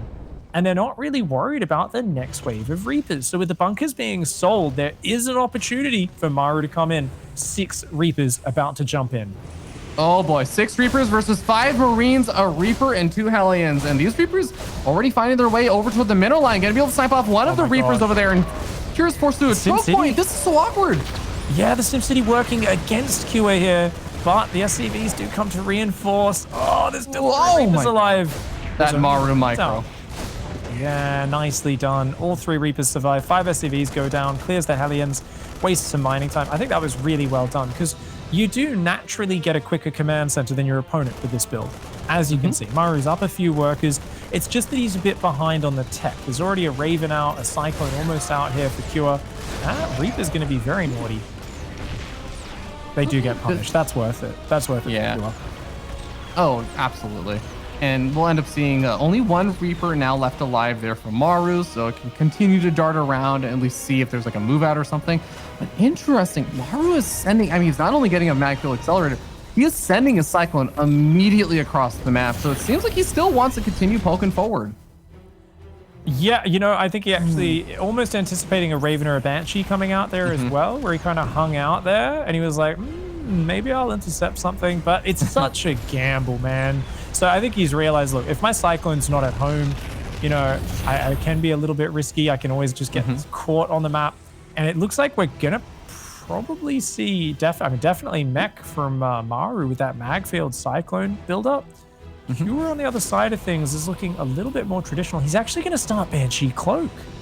Yeah, it was really interesting. Cure actually started up his own Magfield Accelerator for a split second. After about like 2 seconds, cancels it and just decides to start the Banshee and the Cloaks. I wonder if that's almost a split second decision based on this is kind of a strange situation. You don't actually usually see this kind of weird exchange of damage, and the Reaper's able to get that much damage as a follow-up. So I wonder if this is kind of off the beaten path for him a bit. This is a really dangerous push coming though. 3 Cyclones with Magfield, an SCV to tank one of the enemy Magfields, and there's just nothing there. It's what? 2 auto turrets, 2 Cyclones. Q's got to be careful. Auto turrets need to go down very quickly. Ooh, he's actually going to dive right in there as Maru to avoid the auto turrets. Oh, such a clever maneuver, and takes them out with the Magfield. The SCV is struggling to get in range. The Raven does get out of there, and the Banshee. Oh, the hero Banshee. She takes out 1. She takes out 2. Nicely done. Qer holds on. Oh, the Banshee does come into the main base now. It has actually been able to kill quite a few of these workers, but Cyclone gets a lock on. Cloak is not going to be done for another 10 seconds, and it looks like it is going to go down. So that is a nice pick off there for Cure. 12 workers lost. Definitely going to be hurting economically, but holds on at least. Yeah, the F2 from Cure pulled back this Banshee. It's going in now, and there is no real anti-air, just a few Marines and an auto turret. So the Cyclone coming back is going to be instrumental in shutting this Banshee out of this base. It's going to grab just 2 SCVs to start. Now the Cyclone's there. Uh-oh, that's a dead Banshee. Nicely done by Maru. And that's a big pickoff. This is so important right now. He needs this advantage, and I think he's playing this out spectacularly. The Cyclone and the Raven move towards the main. The Banshee comes in. She's going to get just shut out of this base, and we're going to see Maru stabilize with a massive economy advantage. Yeah, talk about anticipated movement there. Maru just so ready in that main base, not going to allow anything to happen. From here, I mean, Magfield Accelerator is going to be finishing up finally here for Cure. We'll see if he can do something with these Cyclones that he's been making. Oh, that's a wash. That did not do much at all. That Banshee just kind of wiped off the face of the map and shut out. Factory's going down. Secure wants to come back with mech here. He's moving out to try and take his 3rd, but I think Maru is just in such a good position. He's got the Raven energy. He's got these units coming forward. These Cyclones with Magfield from Cure have a lot of heavy lifting to do. Yeah, it's going to be more Cyclone on Cyclone action, the good old box wars, and if we can engage in this boxing match, oh, there's going to be a nice snag. 2 Siege Tanks. One of them does get pretty low on hit points. The other one goes down, and Cure is just going to tap out. We're going to a game 5. Indeed.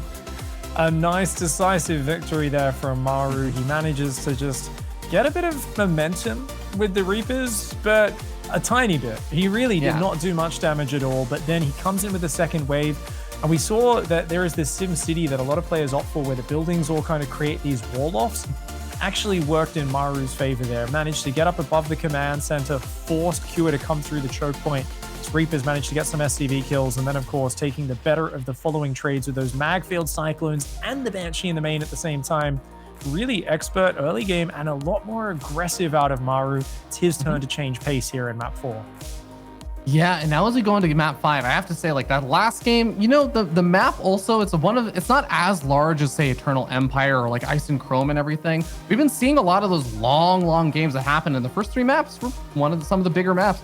We're starting to go from like large maps to smaller and smaller maps now, and we're going to Everdream. Not the smallest map in the map pool. Submarine, I think, takes that, but this is definitely also another one of those maps where I could see that kind of quick aggression also coming into play again. Yeah, absolutely. We've seen a lot of, like the Marauder drop build on this map where you kind of just boost in with Hellions, drop some Marauders, and shoot down their Cyclone really early. Dirty. Yeah. Oh my God, it's so funny. You're like, oh, there's a bunker and a tank. They'll be fine. And they just like lift everything into the main and go there instead. And you're like, oh, okay, this is really good. So, I mean, it's game 5 of a series. Traditionally, Cure feels comfortable being the aggressor. I expect probably both players to open up double gas here. I really don't think anybody's taking risks. And I think this is going to be similar to maps 1 and 2. We're going to see Cure trying to get momentum, being the one pressuring. I wouldn't be surprised to see another cloakless Banshee. And he's really going to take the fight to Maru and see if he can win this series. All right, yeah, this is coming down to the wire here. Who is going to get the honor of facing off versus Cyril in the semifinals? Everdream is going to be the map that decides it between these 2 players as we load on in to this last game of this great Terran versus Terran. Here we are in the bottom left-hand side of the map, top of the red Terran player. He is Maru.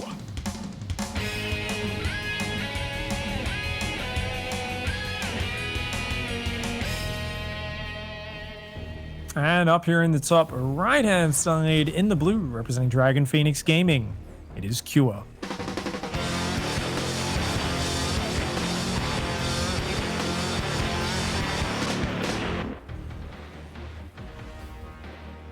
All right. So one thing I always feel like I have to bring up on this map, though, Pig, is that I always feel like this map is just one of those maps that when your opponent with like the 2 base tank pushes, or even sometimes the 1 base, but usually the 2 base tank pushes start coming out, there is that position right outside your natural, where I feel like once you get someone that sieges up on that low ground right outside of your main, it is so difficult to dislodge them. They just get in on top of all of your add-ons. They start sniping off a lot of important production tech or units that are popping out. That is always something I feel like I'm a little bit afraid of, but I think that those kind of pushes have definitely gone a bit less or a bit out of favor lately, right? Yeah, it's always a dangerous position though, right? When the early game gets scrappy, especially after there's a bit of a weird trade, you see players more likely to kind of grab everything and go across the map, right? They say, yep, I think there's a weakness. My opponent's probably grabbing a 3rd command center, maybe cutting a little bit of siege tank production. Let's get in there. And both players have opened up barracks, gas. So just pulling a worker off gas. Each gas guys are here to speed up their command center. It's going to be a couple of Reapers and Hellions on either side. And as I said, you know, neither one wants to take a risk here, right? Even that, what was wanting to be just a gas first expand in that previous map, it meant Cure was forced into the backseat. He was forced into kind of sitting there defensive and waiting to receive whatever Maru threw his way. Cure does not like that. And likewise, Maru knows that Cure is a bit of a wild man and might try to get him. So, ooh, that is a good pickoff. Yeah, early advantage. Whoa. He was building a reactor behind it. He cancels it and tries to build a Reaper. Maru. Oh, God. If that Reaper jumped in, it actually could have killed an SCV and got out, funnily enough. But Cure there's like, well, you would definitely have another Reaper by now. It would make no sense to go in. But, I mean, that's already bad for Maru. Having to cancel a reactor, his plan has been thrown off. And he's actually got a much quicker starport. So I'm expecting to see non-stop Reaper Hellion and a medevac added in here. Maru is just going to attack with a ton of units, but the early Cyclone for Cure bodes very well for the Blue Terran. Those safety Cyclones, man, they just cover you against so many different options that your opponent could throw at you. And I feel like Cure, I mean, he's been going for these Cyclones, not just as like the big Cyclone follow-up with Magfield, but even in the games that he doesn't do that, he has typically been opening up with these pretty quick Cyclones. So I am definitely looking forward to seeing how Maru is going to try and use his army to break through this. Command center is a little faster here for Cure, of course, and the second Cyclone is going to be very useful, both for defense, you know, as well as potential offense. And with the Cloaked Banshee coming in, I mean, if all the Cyclones die in a trade, suddenly the Banshees become very effective. Yeah, okay, here comes that moment where the Widowmine once again is trying to bait this army forward. Reaper gets split off. Cure's gonna sack it and go after the Widowmine. Now he can break through. Nicely done. Nicely done. There's just nothing out right now. One Hellion and that's it. Oh, does save one does finish SDV. the command center. Yeah, and he finishes the command center. I was a little afraid the Cyclone would get the lock on first, but well, that's gonna be nice. Can start morphing that orbital. It's not like it's really in danger of falling or anything anytime soon.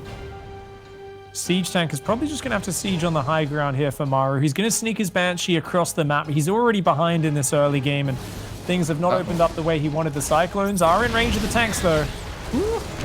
Yeah, there might be a little bit of a small leeway here for the Cyclones to sneak in behind the natural without getting in range of the tank, but I think he's just actually fine with using the Reaper to do that. And Cyclone's gonna come in, snipes off that Marine. This is actually just starting to snowball a little bit. Cure is up a decent amount of supply, and he's continuing to get more damage done.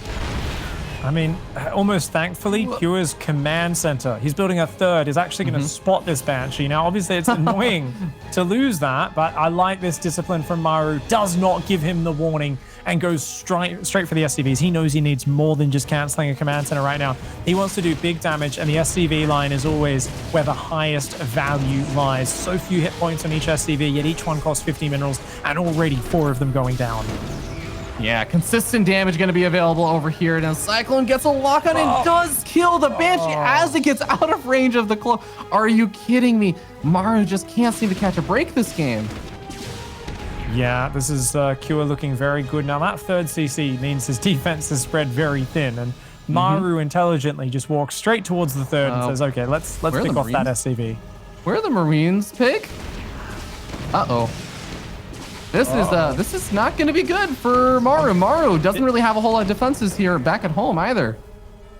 One Cyclone will help, but look at that. Nice movement by Kyo. Pretends he's going to the high ground, turns back, goes to the low ground. He says, hey, high ground, low ground, where will I be? Can't be everywhere at once, mate. Bit of counter damage being done, so it looks like Maru's is going to try and equalize some of the worker losses, but so far he's definitely been taking a bit more. This Banshee not going to be able to survive very much longer. Maru has the Banshee speed upgrade coming on out, hyperflight rotors, to try and maximize the potential of the 2 Banshees he's already got and adding on a third. Okay, dude, right now, Kua, he was just up 20 supply, 5 workers, almost up a finished 3rd CC against the players who only was halfway done against Maru. Kua, he's on the cusp of beating Maru, but I think he's thinking about it too much as well. I 100% can tell you right now, he's got those words running through his head because he took so long to put an SCV back on this command center. He got it back on and it got picked off again. This command center started about 4 minutes ago. I am exaggerating, but it started a long time ago and it's only just finished. And now, thankfully, he does have a turret in the main base, so it looks like he's finally going to get his defense on lockdown. I do think Kua, though, got a bit tunnel visioned on his own Banshee. He was a bit sloppy on the defense. I mean, it's that experience that we were talking about at the very beginning of the series. Maru has been in these kind of situations. He's been at the end of tournaments so many times. He's got a lot of that willpower. He knows how to break through to stay focused on the game to the very bitter end and make it work. Well, Cyclone's going to be able to get a lock onto a Banshee. Doesn't quite get the pick off here as Hyperflight Rotors finishes up. Hey. No. Maru has a microbal unit to try and get some nice counter damage done. That is exactly the kind of thing that Maru is going to really soar to great heights with. I agree. Look at that, 4 Banshees out. And I mean, he's playing mech behind it, so he's got that very defensive composition behind it where he can just kind of camp at home and survive. Obviously does not have air control or anything like that since he's invested it all. So his Cyclones kind of need to do damage. Magfield not quite ready. And instead it's just a trade, which actually favors Kua since Kua's slightly behind in terms of Magfield. Like he's not actually going to be getting it. But you know what? Does lose 2 Cyclones on Kua's side. And 2 of them survive on Maru's side. So a better trade for Maru, but that 3rd base looking very risky right now. Yeah, Maru just sieged up a lot of his siege tanks a lot further left, and you can see now that Maru's just going to have to abandon ship on this base. He does have inferior army supply, and also now being out of position is going to be brutal for him. But the Vikings shouldn't be able to kill the command center or anything like that. It is just going to be about denying the position. At this point, as Maru, you just floated over to the other 3rd location? Yeah, I think so. I think you're kind of forced to do that. His Banshee's going to try and punish him. 1 tank, 2, no, just 1 for now, but that's a good pickoff. I'd love to see Kua continue to just expand aggressively behind this. He's getting his 4th and 5th barracks.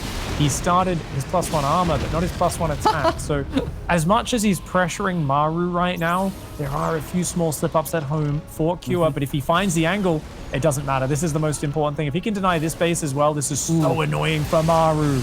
Oh, the interference matrix also coming out on top of these siege tanks. Maru gonna end up losing one of the siege tanks. The Vikings pushing back the Banshees, the Marines taking care of the ground. Is this Cure's big moment? Is he about to 3-2 Maru? Maru's dropping further and further down supply. SCV's going down. He finds the angle and he gets in there. The command center lifting. Kua, he's so good in this matchup, so good at dictating the pace of the game, and he looks like he is able to kill 15 SCVs, force the 3rd to lift. Now, in the end, the Banshees come out big. One of them has 16 kills, the other 7. Good on you, Maru, with those Banshees, but I think you need something more. You need an economy. And with only 48 SCVs versus the 75 of Kua, I mean, look at Kua's 3rd base. He's got so many workers. It's actually insane right now. He could probably take 2 more command centers and just be laughing economically in this game. Yeah, I'm definitely with you. Kira's in such a fantastic spot. I'm not giving up on Maru just yet because you know what? Again, he is that world-class player. He is the kind of player that has the potential to find opportunities, to find ways to gradually pull himself back in the game.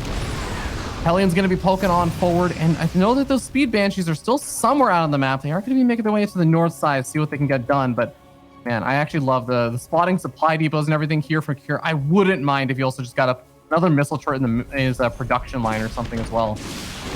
Yeah, absolutely. The Banshees come on in. They are relatively low on cloak energy, but every reactor that goes down takes a long time to replace. So he can snipe combat shields. I think he knows the defense is going to be there, so he kind of pulls out before it gets too rough, but uses 2 Banshees anyway. And Cure, he knows he's got momentum. He's not going to stop. He's got 2-2 upgrades on the way. His 4th command center is almost done, but he says, hey, if I just keep attacking, you can't defend 3 bases. A mech player who's had their army reset, where's the tanks? He can't cover every single base with your siege tanks, so Q is looking to be as annoying as possible. He didn't find anything there, but I think at any point he can just pick up, drop into the main, drop the 3rd at the same time. Maru can't defend every angle. Yeah, he's going to be rotating around to the north side. The Vikings are actually still continuing to be annoying on the south side, maybe trying to draw Maru out of position, but Maru has that sensor tower and sees that the Bioforce over here, Marines and Marauders, are moving. Oh, Vikings going to land on top of the siege tank. The Cyclone getting some of the pickoffs, though. Yeah, there's another tank that he didn't spot just above, so it did cover it. Nice defense here from Maru. He's made so many comebacks in his TVTs recently. I really think that we should not count him out, but it does not look good for Maru. He's trying to do things with these Banshees, and that's good. Anything he can do to just pull Cure away, take the wind out of his sails a little bit, distract him, just buy a few moments, get a few more siege tanks out. Cure here, I mean, he's got a turret up at this 4th command center. Wow. The evasion of those lock-ons multiple times here from Cure is really giving me a lot more hope that he is not kind of starting to tilt, that he's not starting to play worse or getting a little too antsy or a little too sweaty with his hands, thinking, oh my God, I'm so close. Let me just win, just fall over, keel over, and die at this point. I think he's still playing some really fantastic StarCraft. You know, this 2-2 closing in on finishing, I feel like there's going to be a nice opportunity for him soon. Extra tech labs coming down on these barracks to boost up that production. He's building a fusion core, but doesn't really have any extra starports yet. I think as long as Cure keeps growing his orbital count, he's going to have so much ability to just renew and replenish this army. So, I mean, there's a little part of me that says, hey, get a move on, you know, get in the back line, start dropping. And I do think there's massive openings. Like the main base of Maru is wide open. I do think a Doom drop would just trade so well. Even if you just clean up the add-ons, pick off a factory or 2, it's going to be really big. Yeah, we do have a bit of an army that is down there on that south side with the Marines and Marauders and a few medevacs, but looks like the Banshees are actually going to spot them. Big stim forced out, but actually no scan to complement it. So the Banshees are going to be able to safely push back that Bioforce and also be aware that of its existence there. So Maru starts rotating around, is going to try and establish this forward position, his old 3rd base. Is the Bioforce going to be enough to push this back? Coming in from multiple different angles. Is this the fight that Cure finally needed? He's coming in. The Vikings going to be able to take care of the Banshees. The Bioforce taking care of a lot of the tanks. A lot of them still alive. There's a good line back, but there's just too much bio.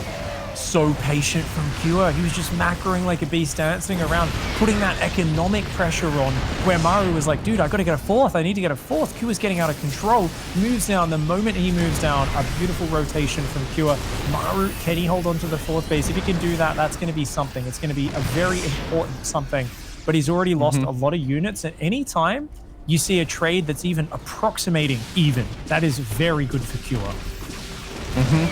And she's going to be able to pick away one of these tanks that does give Maru a little bit more breathing room here, but he still cannot land this base.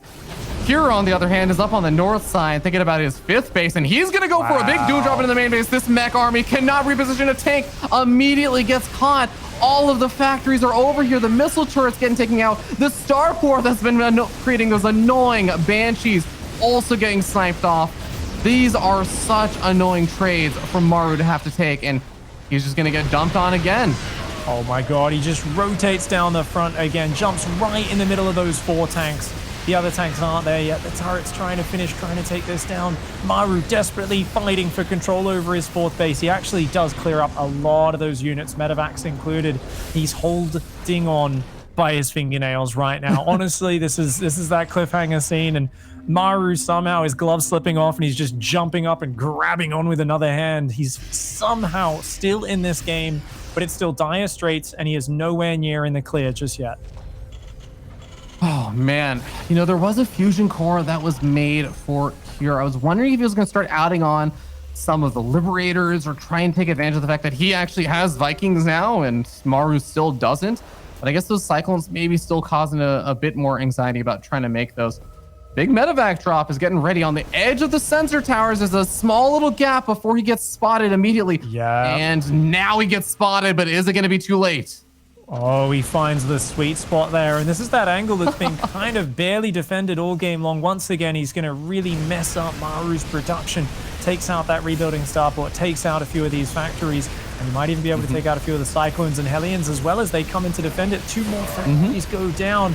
Goodbye, Maru's production. Maru, the mech player, is on 1 factory production, 1 barracks right now. No starports and nothing else. Maru's production is absolutely destroyed.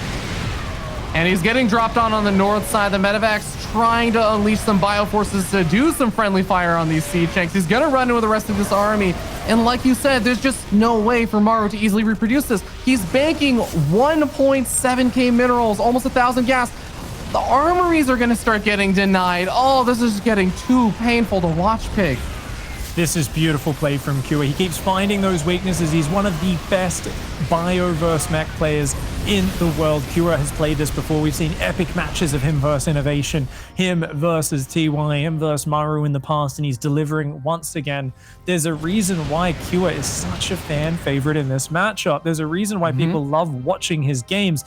Obviously, going into this, he was the underdog. You know, historically, Maru has so much more experience, but you can see through this series that Kua, he is just an exceptional player when it comes to his aggression, his ability to kind of winch open these little angles, these tiny weaknesses where he suddenly just rotates his whole army, jumps on those siege tanks, and just opens Maru up and smashes through one of these bases.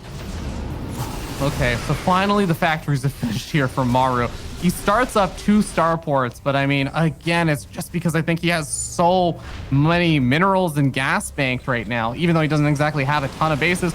And here comes the big drop again. What are you going to do about it? You haven't had time to replenish most of your army. His bioforce is actually still trading effectively.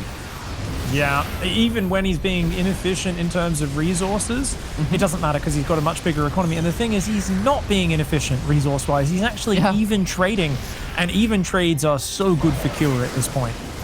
Oh, this might actually be the tipping point. There's finally not enough here on this north side. Losing this base is likely going to mean losing the game. Orbital command falling further and further, lower on hit points. The drop in the main base finally might get cleaned up, but there it is. GG.